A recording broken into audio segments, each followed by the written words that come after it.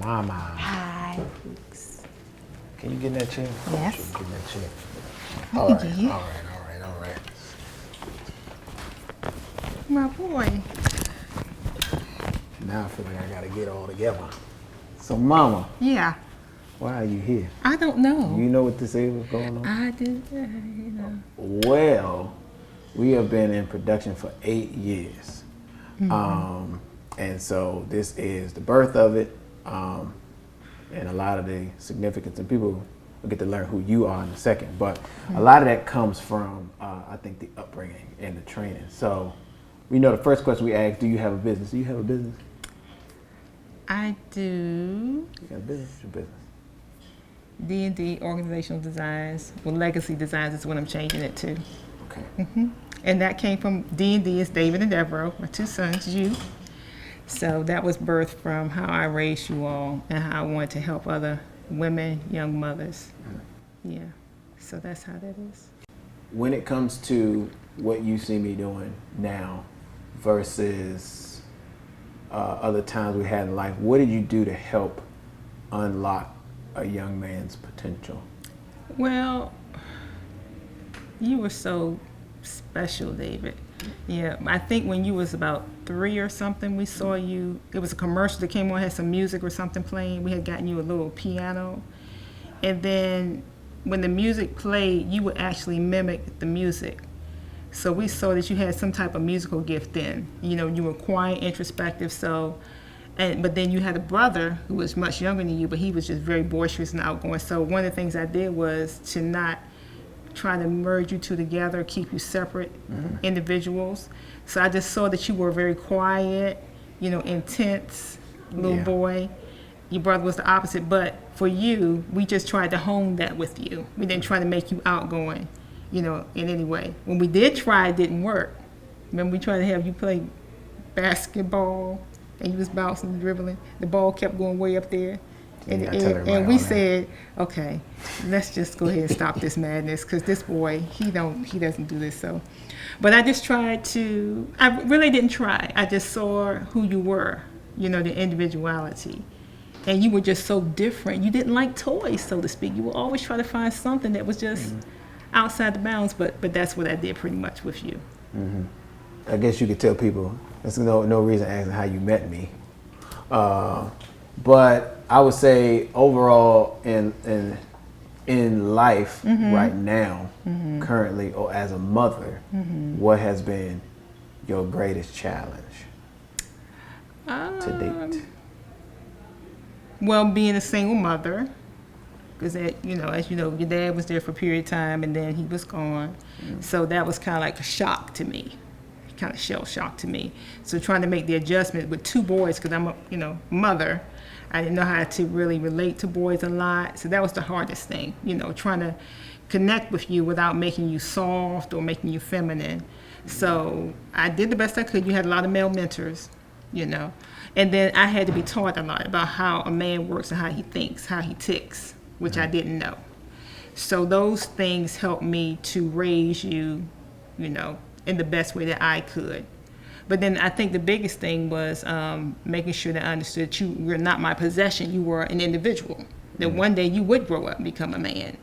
Sometimes females have a more clingy type something going on with mothers. They want to kind of keep them clutched there, but then you kind of break their individuality and them forming to be men. They have to some kind of way connect with somebody else aside from, a woman, in their femininity. So that's one of the things that I did, but that was a big challenge for me because I had to be taught that. I didn't know it, instinctively. When you saw Casanova Productions starting to become something, what did you do? How did you get it kickstarted? Well, first, when you was 11, we had a couple brothers in the church who saw kind of, you had something that you wanted to do as far as cameras go. So they put you on this little box, was like maybe 12 inches, maybe a foot tall, and let you run the cameras. Mm-hmm. And then I saw that you wanted to do that every Sunday, at church. I said, well, okay. So we kind of honed that as well. Also gave you piano lessons. But for Casanova Productions, which was not then there, or there then, I should say, but you love the camera. I mean, you love observing people and watching folks and things like that. So one of the first things I did was, I don't know how many years ago it was your birthday. Mm-hmm. And I went to a friend of mine. I said, well, I want to give him something special for his birthday. So I said, can you make a logo up for him? Mm-hmm. So he made this little logo with the camera and everything. Mm-hmm. And so we put it on the back with 2 jackets. And it was Casanova Productions. And when you got that jacket, oh my goodness. It was like, this is real, Mom. I said, we knew, because we saw it. We saw it in the formation, in the making. Mm-hmm. And when you put that jacket on, you were so proud to wear that jacket. Something kind of clicked inside to say, this is very real for me. It was already real for us because we observed you. Mm-hmm. But for you, it became something different. And then from there, you was just, gone. Casanova Production, Casanova this, that, and the other. And, you were just so beautiful at doing it. It was just remarkable. Mm-hmm. You were just a little boy, and now we see you doing cameras. You got shoots. I said, "What is this?" Right. I was so proud. I was still so proud.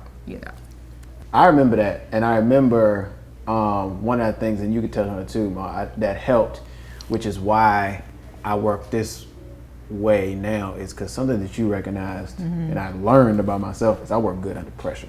Yes. And so I remember you said, I gotta get something for your birthday, but I need you to do something. You were like, I need you to come up with a logo mm-hmm. for your business. And I was like, what are you talking about? I have a business. She's like, just come up with a logo. I need you to draw it out because I need to give it to somebody or something. Come up with something. You gave me like 24 hours. I sure did. Like, okay. That's how you do. Yeah. So I was like, all right. So I come and I remember I drew it out and I still have the paper and it started to be Charlie Brown, and then I started drawing something else, and then we gave it to mm-hmm. A good friend of mine, I know it was Sean, and then it went to Van. Mm-hmm, mm-hmm. And then Van can run with my idea. And actually, that's what happened. We gave it to Van. Mm-hmm. Van took the sketch mm-hmm. and made it into what it is now. There it is. So, we're gonna wrap it up, Mom. We're gonna our last question. This is fun. Yeah. I like talking about my boy. You still gonna be my boy. You're gonna be old and gray. I'm gonna be on the cave. I'm saying my boy still. Ain't nothing I can do about that. Ain't nothing I can do about that. So yeah. Well, every day you get older, I get older, so the age difference never change.